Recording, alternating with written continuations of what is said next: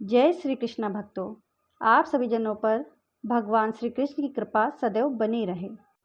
क्या आप सभी ने सुना है कि श्री कृष्ण जी ने राधा जी के पैरों का चरणामृत पिया था? आखिर किस कारण से कृष्ण जी ने राधा के पैरों का चरणामृत पिया था?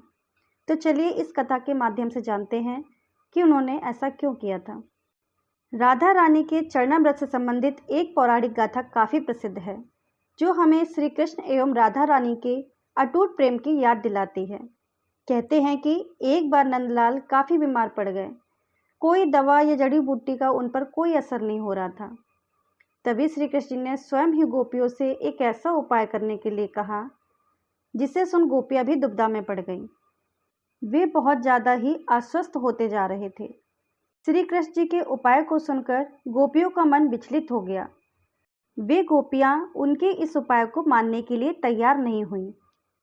दरअसल श्री कृष्ण ने गोपियों से उन्हें चरणामृत पिलाने के लिए कहा और गोपियां इस बात के लिए बिल्कुल राजी नहीं हुई कि वे उन्हें अपने पैरों का चरणामृत पिलाएं। वो ये पाप कैसे कर सकती थी? सारी गोपियां सोचकर बहुत बेचैन थीं कि वे अपने पैरों के चरणामृत को कान्हा को कैसे पिलाएं। ये तो बहुत बड़ा पाप होगा और वे ऐसा पाप कैसे कर सकती हैं?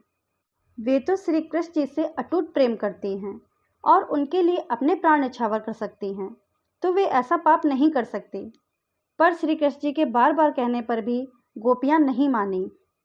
श्री कृष्ण जी का मानना था कि उनके परम भक्त या फिर उनसे जो अति प्रेम करते हैं या उनकी चिंता करते हैं, यदि उनके पाँव को धोने के लिए इस्तेमाल हुए जल को वह ग्रहण कर लेंगे तो वे निश्चित ही ठीक हो जाएंगे। लेकिन गोपियां और भी चिंता में पड़ गईं। श्री कृष्ण उन सभी गोपियों के लिए बहुत ही प्यारे थे। वे सब उनकी परम भक्त थी, लेकिन उन्हें उस उपाय के निष्फल होने की चिंता सता रही थी।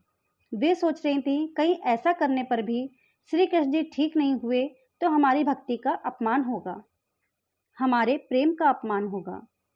उनके मन में बार बार ये आ रहा था कि यदि उनमें से किसी एक गोपी ने अपने पाँव के इस्तेमाल से चरणामृत बना लिया और कृष्ण जी को पीने के लिए दे दिया तो वे परम भक्त का कार्य तो कर देगी, परंतु किन्हीं कारण से कान्हा ठीक ना हुए तो उन्हें नरक भी भोगना पड़ेगा।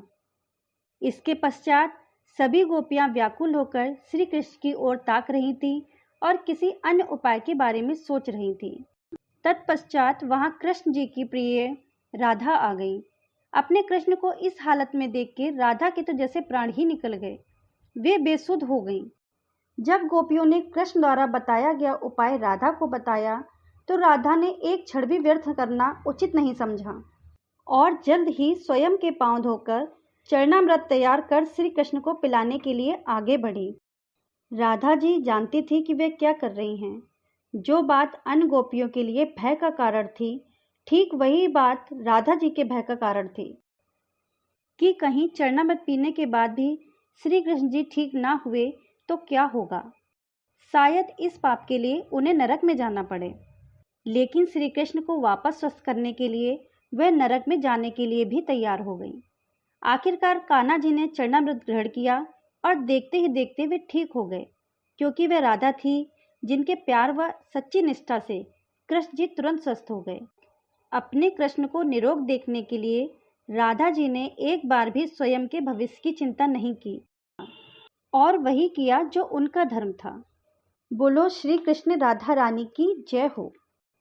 प्लीज़ हमारे चैनल को लाइक करिए, सब्सक्राइब करिए और शेयर करिए। कमेंट बॉक्स में श्री राधे कृष्ण जरूर लिखें। कहानी सुनने के लिए धन्यवाद भक्तों।